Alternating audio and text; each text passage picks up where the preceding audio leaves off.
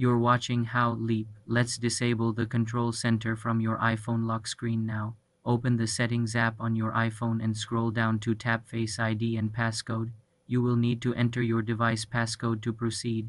Scroll down to the section titled Allow Access when locked. Here you will see a list of features that can be accessed from the lock screen. Find the switch for control center. The toggle next to it is likely green, meaning it is enabled. Tap the toggle to turn it off.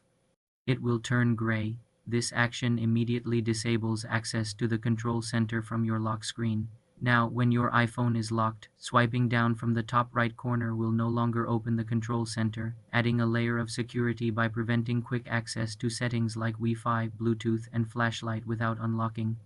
You can still access the control center normally when your iPhone is unlocked by swiping down from the top right edge of the screen. To re-enable the feature, simply return to the same settings and toggle control center back on. For more simple computer tutorials, subscribe to the channel.